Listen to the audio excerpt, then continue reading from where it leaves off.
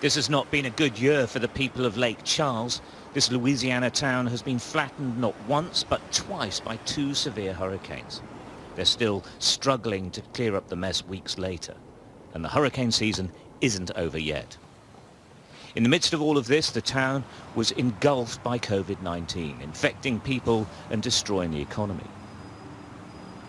Joan Arby's partner, Bridget, caught the disease, and then the hurricane destroyed their house. They're living in a motorhome. This is my kitchen, absolutely. Got a dishwashing station, cooking station. The pandemic meant that Joan was put on part-time hours, but after the hurricane, she was made redundant. All in all, a really bad year.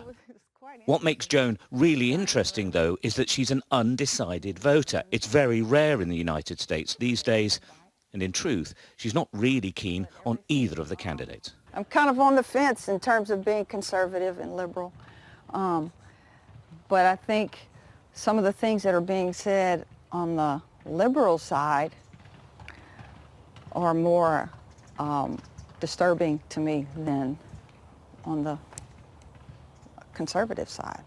So that's kind of where I'm making, having to make a decision as to who I'm going to vote for, and it's a very difficult decision.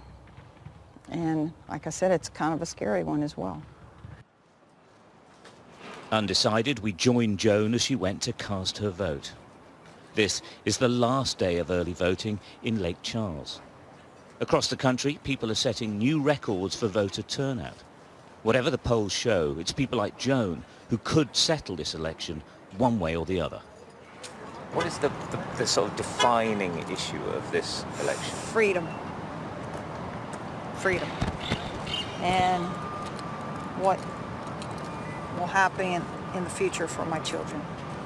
That's the defining issue for me. After an hour or so in line, she finally cast her vote, making up her mind at the voting booth. All done. I feel a lot better now that I'm done.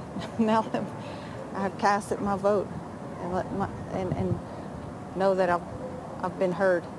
My one vote may not make a huge difference, but it does make some difference. Are you going to tell us who you went for in the end? No, I'm not telling you who I voted for. It may ruin some friendships, so I can't tell you. That fear of upsetting friends and relatives is reflected across the United States, a country that has arguably never been so divided. The question is, will the final result unite them or make things even worse? Stuart Ramsay, Sky News, Lake Charles.